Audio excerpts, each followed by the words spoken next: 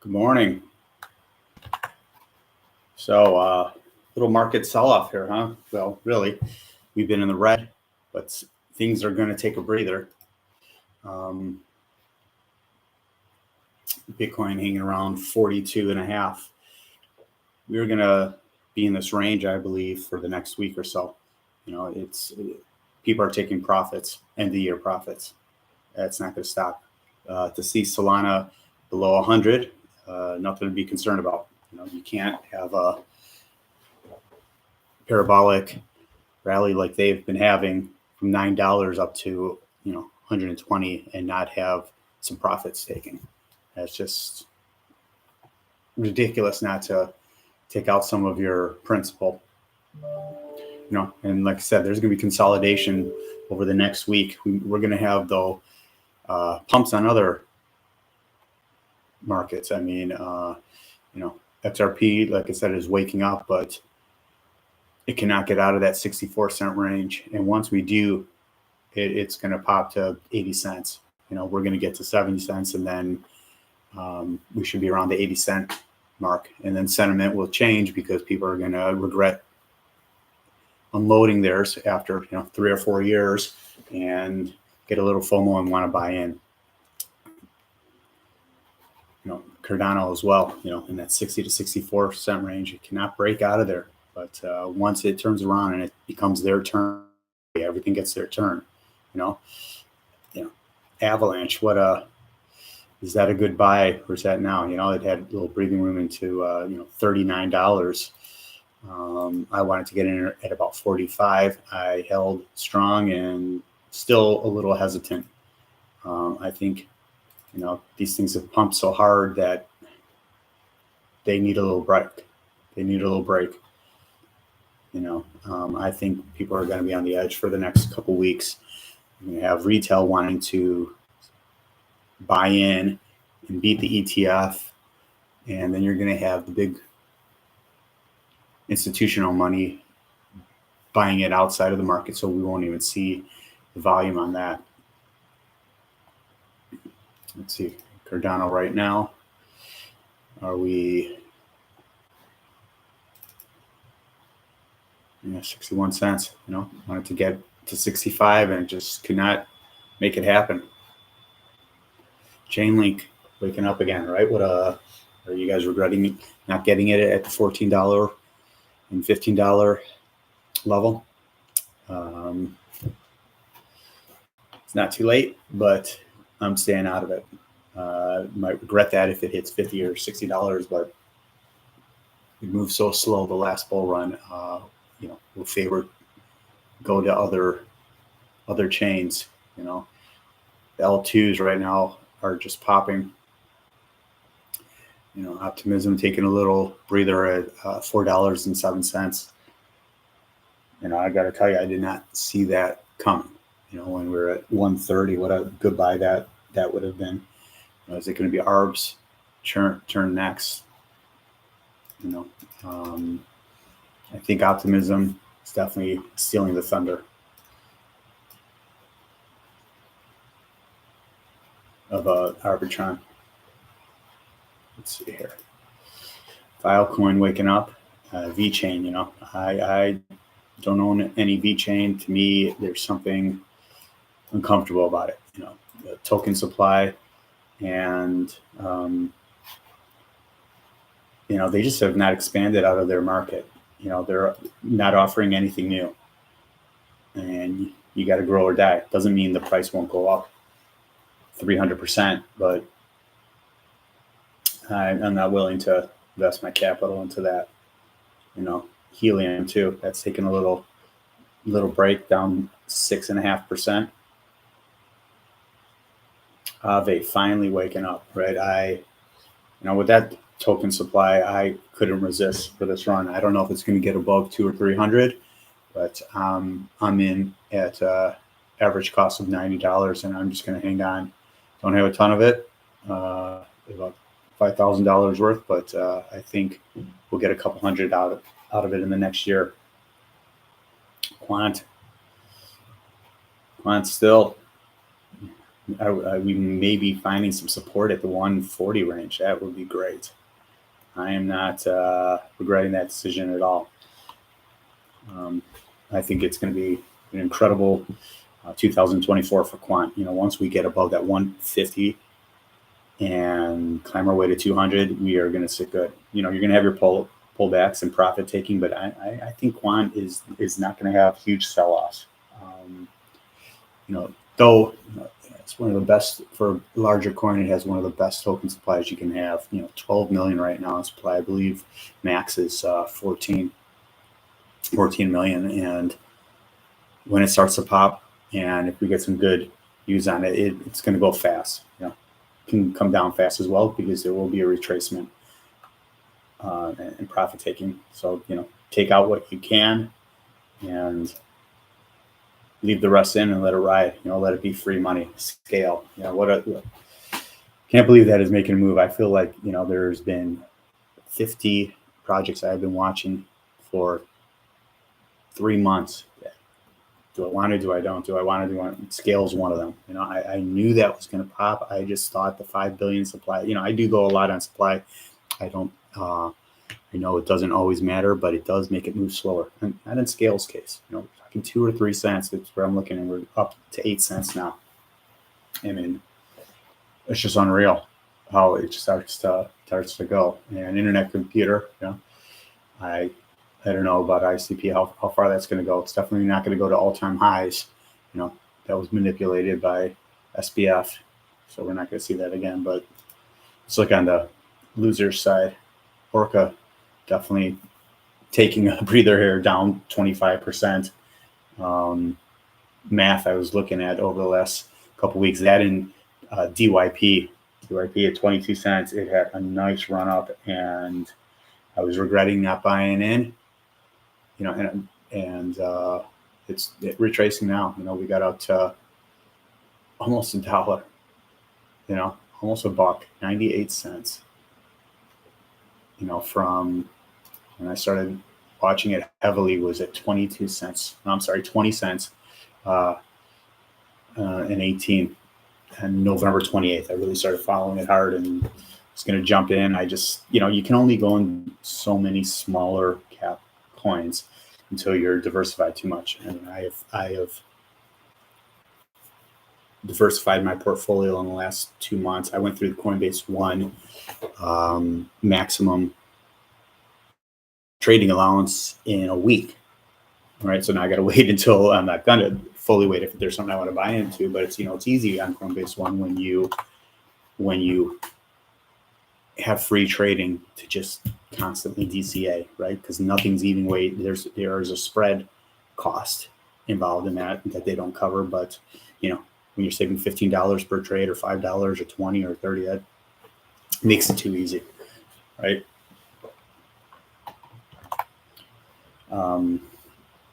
Some things I think should look at is Polyswarm over the next couple of weeks. Immutable, regret not getting that at 90 cents, but I think it's down almost 10% now. It's something to look at. But as we know, we have you'll have your rally in certain markets and they come down, and something else. AI gets hot and then cools off, and then AI is really cooled off, right?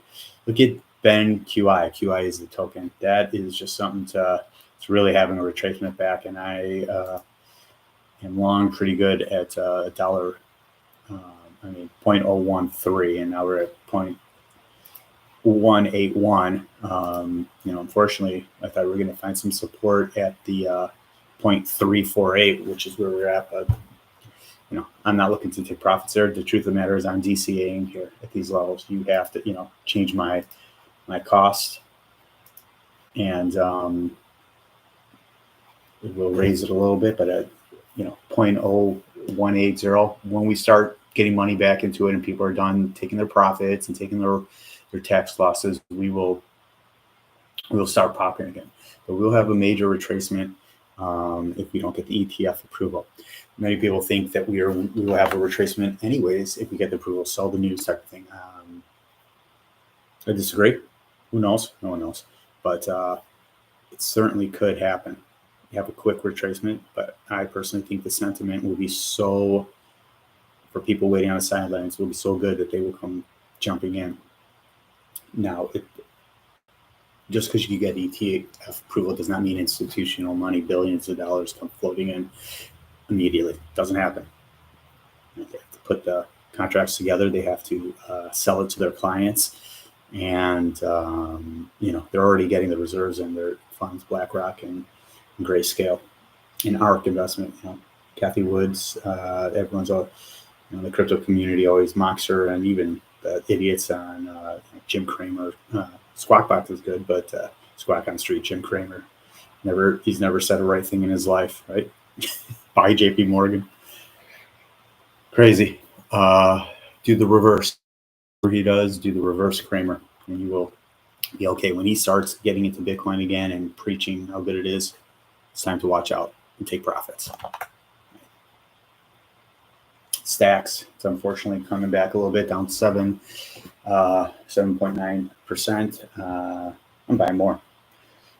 And bonk, are we done with that? I'm down pretty good on that, but I never get into memes. But when I got listed, I thought I would jump in, and that might be over. But that's following Solana. Solana gets pop back up. Bonk should follow. Not necessarily, right? When a meme is dead, but I'm hoping sentiment comes back with that when Solana gets back, that its juices flowing again.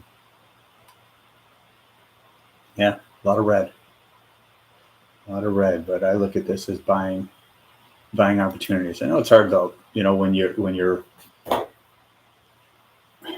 it's easier said than done, right? You get in this, and everything's green, everything's happy, and you're ready to keep going, and more FOMO in, and keep buying. And it's a little more difficult buying in the red. It's a lot easier buying in the green mentality wise, but that's not how you want to do it. You really want to take advantage of the dips, right? And this might not be the end of the dip, right? Today is Thursday. We have options expiring tomorrow. I didn't look at the unemployment numbers, jobs claims today, the weekly jobs claims, but there is going to be, me personally, I'm not looking to grab anything today. I'm going to look for tomorrow's sentiment. And, Sundays have been horrible over the last month. So Sundays seem to be a big sell-off time, and I think a good opportunity to jump on.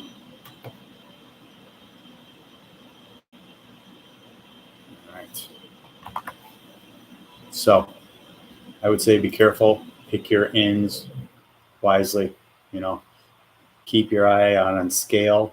I think it's overbought at this point, but that doesn't mean anything in this market, right? We're up to almost 9 cents, and that could easily jump to 10, 11, 12, 13, no time. So I'm not buying here. I feel like I missed my opportunity. I have a mentality most of the time, 90% of the time, not with Injective and not with Fetch. I watch Fetch all the way from, 4, 5, 6 cents.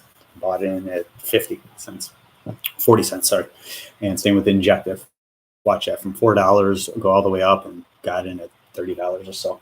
And normally I don't do that. I'd say I missed my opportunity. I'm not doing it. But when something has momentum, better late than never. But it is hard to. I was going to buy, like I said, $17,000 worth at 17 cents because it kept rolling between 17 and 24. But I didn't feel confident that it would break out at 24 or 25. I didn't know it was going to do what it did like this. No one did. So I'm not a trader. I'm a holder. I used to be a trader, and I will do more of that next year, but I don't want to deal with the tax BS right now. I know for a fact most people buy crypto, they don't sell it. They don't. When I say they don't sell it, they don't. They could hold it, but they don't take money out. They don't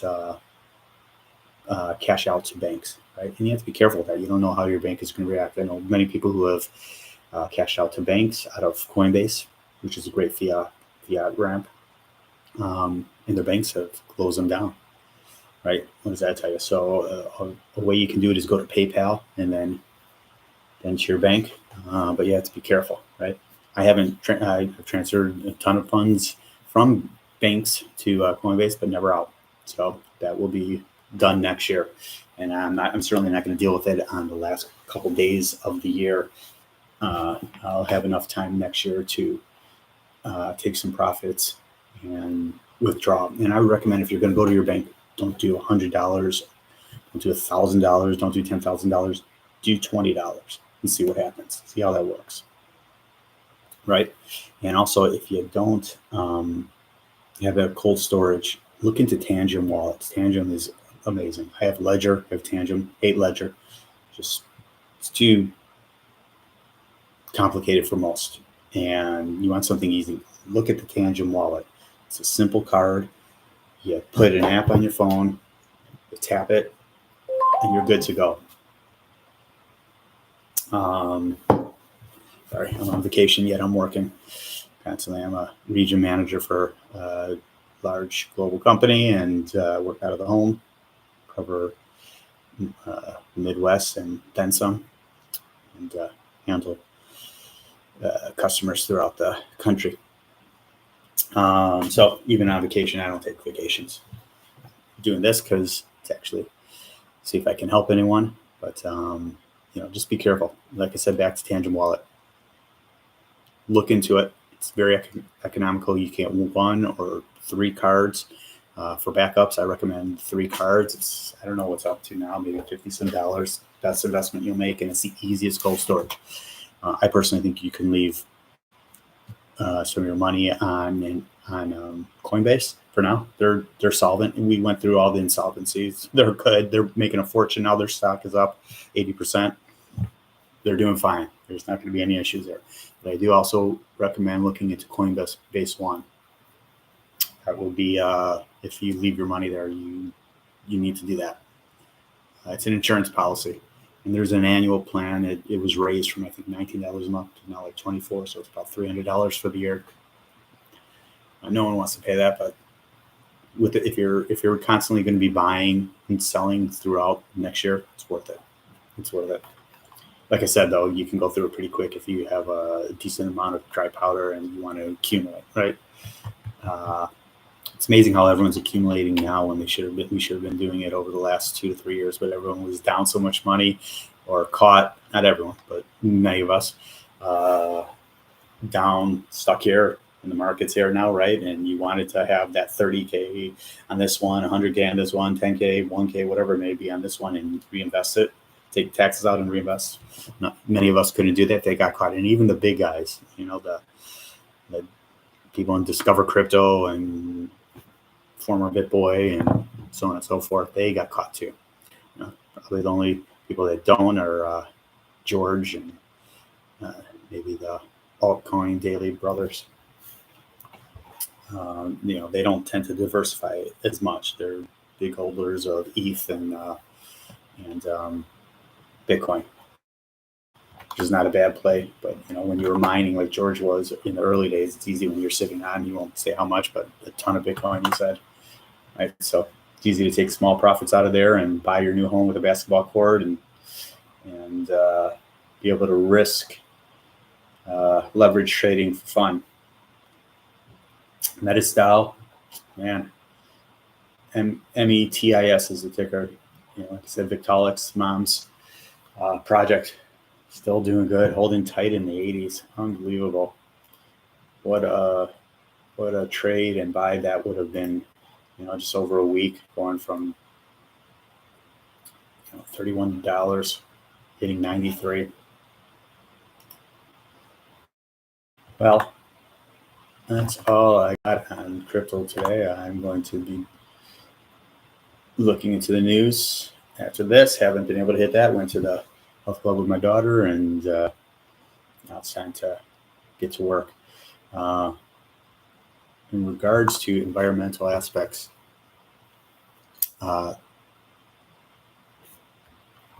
wanted to touch on, yesterday I mentioned how 1,000 gallons of water for 1 gallon of milk, 2,500 gallons of water just to produce 1 pound of meat, right? Well, so how is that all?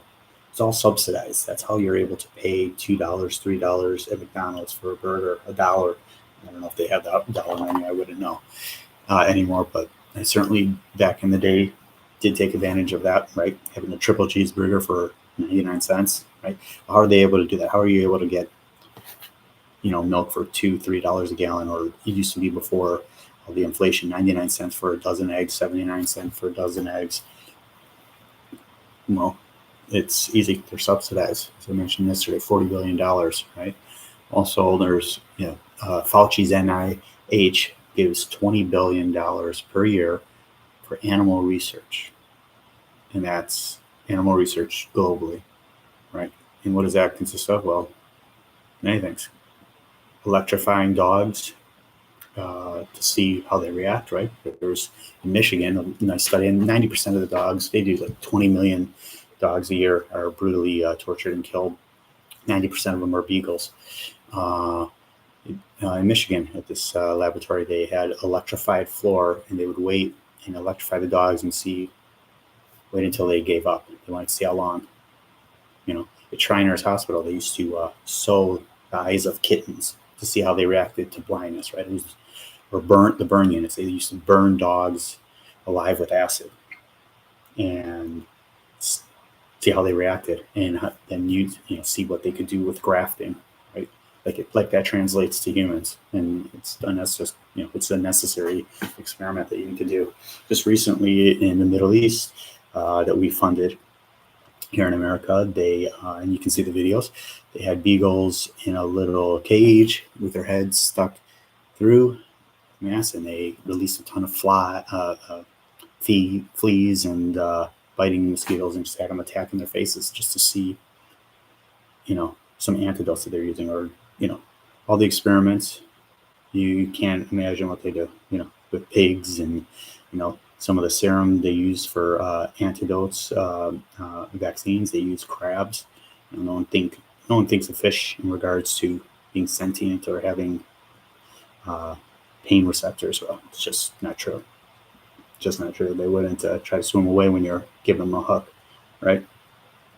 It's amazing with people who go fishing and think it's benign and nothing. Well, would you like it if you were walking your dog and all of a sudden a hook grabs your dog by the mouth and drags it into the ocean where it can't breathe, and it's being torn apart, and it gets suffocated to death, and it's slit open, its guts open? There's no difference, right? It's proven fact that fish feel pain. All marine animals feel pain. And I don't know about oysters and clams, that have little signs of gangula. Why risk it? But just take them, chuck them open, and eat a bunch of snot is what they taste like. No one likes the freaking taste of oysters. Give me a break. And no one likes the taste of fish. You have to, or beef or anything, unless you're a moron who eats it raw. And more power to them. We'll see them on the other side. What do you do with all this flesh? Put vegetables, spices, sauces on it, right? Tastes like hell. Make a chicken breast, piece of beef, piece of pig flesh. Tastes good without you dressing it up and cooking it for 45 minutes on slow and put sauces all over it. It's the only way you're eating it, right? Otherwise, it's disgusting. Even a burger, if it has no seasoning, it tastes like crap. And in regards to environmental, 80% of our crops in the U.S. go to feed animals. 80%. Well, we have people starving all over the place in America, and barely, in the Appalachian Mountains, on the, the inner cities, right? And they can barely get anything to eat. So what do they have there? They have nothing but, their food deserts. They have nothing but Popeye's chicken, McDonald's. There's not even a grocery store in those areas, or look where our reservations are for Indians. There's no grocery stores there whatsoever. Told you. Phone work never ends. 2 phones. Never ends. But we can't, or we don't want to, not to feed our needed, but we feed 80%. Our animals never go hungry. Our farmed animals never go hungry. 95% of our soy in America goes to animal feed, right? 95%. 80% of corn, animal feed. 70% of oats. I mean, that alone, can feed our homeless. I mean, it's all like, it's genetified. Soy, corn, and oats. It's heavily pesticide. It's glyphosate, but that's for another discussion. We're getting some of that too. Never eat oats that are not organic. Never. And if something is organic, if there's a non-organic farm by it, it still drifts over. But your oats, oats and soy, corn you shouldn't have anyways, but it's in everything. Not necessarily corn in its proper form, but it's a corn syrup, right? But our oats are so heavily pesticide because these grains are coming off to dry them, to dehydrate them. What they do is spray it with glyphosate. Right? Same with some of our fruits. Many of your berries, if you're not buying it organic, buy them organic frozen because they're flash frozen and they're good to go. Right? All your berries should never be bought non-organic. Right? It is not worth it. It is, especially strawberries. They are the biggest holder of pesticides. Also, regards to environmental impact, pretty disgusting. But dairy farm with 2,500 cows, that's a pretty good size dairy farm, can produce the same amount of waste as a city of 411,000 people. That's something to think about. And what happens to that waste, right? Comes methane, it goes into your water supply, right? Because if you've ever been to seen one of these CAFOs, confined animal feeding ops, you have these pigs inside sheds, and if they're pregnant, they can't even move. They're in cages where they can't even move, and they have their babies there. And when I mean they can't move, and they're just constantly crapping on themselves, and they're on these metal floors, concrete floors, and there's slats in between them where all the shit goes down, and it goes. If you look at these places, like look it up in North Carolina, there's drones and everything, and it's just pouring out into these lagoons. Well, the lagoons under breach sometimes, and underneath it seeps through, and it gets into the rivers, and it's and then when the farm, the animal ag slave owners need to dissipate it, they will spray the fields. They spray the crap everywhere, and guess what? It becomes a mist, and it hits all the poor people who live in the areas, and they all suffer horrible respiratory issues. Unreal. I would advise you to look into it. It's mind blowing, and of course, it's a poor community, and also the people who work on these farms they have no choice, right? A lot of them are immigrants, and they're scared, and they're working for basically slave wages, and they have to do things that are unimaginable. And that goes for the people in the slaughterhouses as well working there. They're not evil people, but they become evil when you're killing them all day long. That's you have no choice. You become destructive. You become an alcoholic. You go home and you beat your wife, and you're horrible to your kids, and you beat your pet, and then you come to work the next morning hungover and slit more throats of animals that don't want to die.